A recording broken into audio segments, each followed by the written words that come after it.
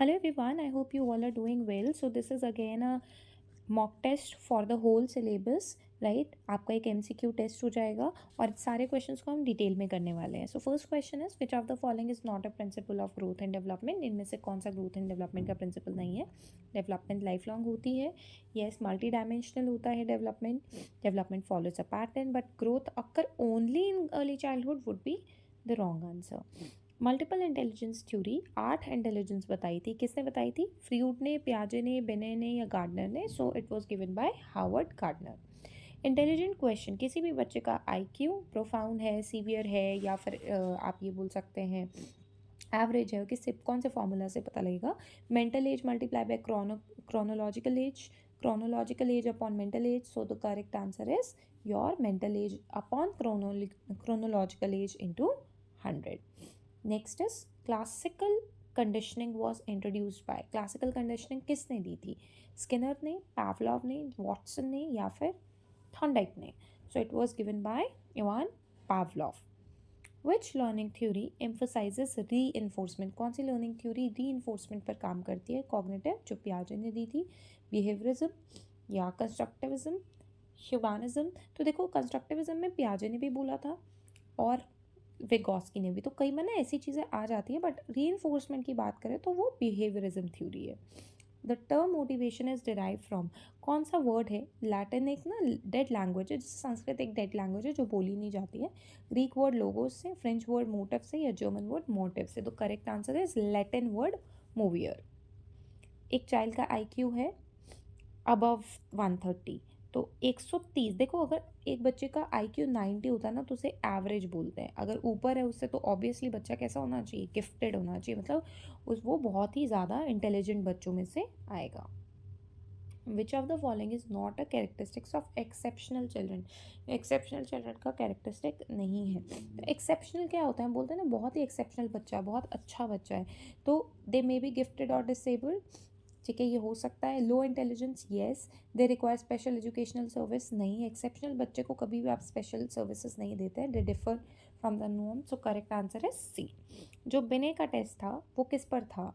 ठीक है, तो बिने ने ना इंटेलिजेंस पे टेस्ट किया था, ना कि पर्सनालिटी पे, क्रिएटिविटी पे या मोटिवेशन पे. Let's come to the next question which says जो वेशलर टेस्ट है intelligence scale for the children, वो कौन सी एज में बच्चे के लिए यूज़ होता है? 2 to 5, 6 to 16, 16 to 25 या 25 to 40. So the correct answer is 6 to 16.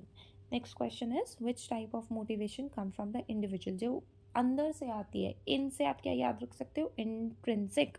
और जो रिवॉर्ड से आती है वो होता है एक्सट्रेंसिक. और सोशल और कल्चरल ऐसा कुछ नहीं होता है. So intrinsic would be the right answer. The ability to learn from an experience and adapt a new situation. आप किसी एक्सपीरियंस से सीख रहे हैं और नए सिचुएशन को अडाप्ट कर रहे हो, उसे क्या कहेंगे? एक मेमोरी, इंटेलिजेंस, कॉग्निशन या creativity. So the correct answer is intelligence. ठीक है. Next question is first intelligence test किसने दिया था? तो अभी हमने पढ़ा भी था, गार्टनर ने, पियाजे ने, स्पीयरमैन ने या फिर बिने ने. So the correct answer is Alfred बिने.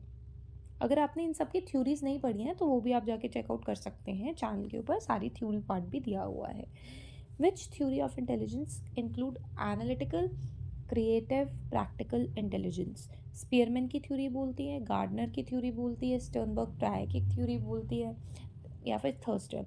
ठीक है, थर्स्टन ने 7 वेज में बताया था अपनी इंटेलिजेंस को, स्पीयरमैन ने 2 वेज में, गार्डनर ने 8 तरीकों से, और जैसे कि आप देख सकते हैं इसने 3 तरीकों से. Try archaic theory 1 2 3. ठीक है, एनालिटिकल, क्रिएटिव और प्रैक्टिकल. तो करेक्ट आंसर इज C. बच्चों की एजुकेशन में इवैल्यूएशन का क्या काम है?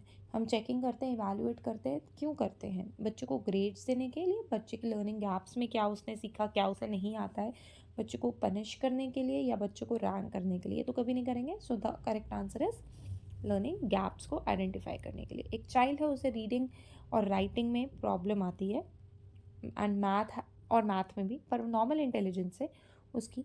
तो हम क्या बोलेंगे उसको? बच्चे को टेंशन डेफिसिट डिसऑर्डर है, लर्निंग डिसेबिलिटी है या फिर इंटेलेक्चुअल डिसेबिलिटी या ऑटिज्म है. सिर्फ और सिर्फ उसे रीडिंग और राइटिंग और मैथ में ही आ रहे हैं ना, तो उसके अंदर हो सकता है कि उसे डिसलेक्सिया भी हो सके या फिर उसे डिस्कैल्कुलिया भी हो सके. So it's a learning disability. Which of the following, और डिस्प्रैक्सिया भी हो सकता है, which of the following is an example of extrinsic. अभी हमने बात की थी एक्सट्रिंसिक कहाँ से होती है, बाहरी, और इंट्रिंसिक कहाँ से होती है, इंडिविजुअल के अंदर से।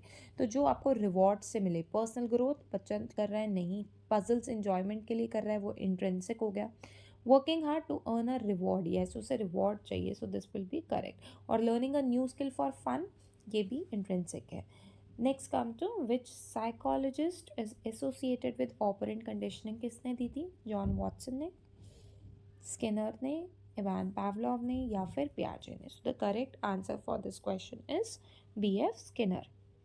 What is the primary focus of special education, special education का फोकस क्या है, स्पोर्ट्स एक्टिविटी को इन्हांस करना, बढ़ावा देना, चिल्ड्रन को सपोर्ट करना जो एक्सेप्शनल नीड्स के बच्चे हैं, या फिर हम बात करें प्रोवाइडिंग एडवांस कोर्स प्रोवाइड करना, या फिर increasing homework. So basically special education तब दी जाती है ऐसे बच्चे जो कि जिनको सपोर्ट चाहिए, जिनको नीड्स की ज़रूरत है, एक्सेप्शनल नीड्स की, बाकी बच्चों से हट के उनको हम सपोर्ट करते हैं, ठीक है।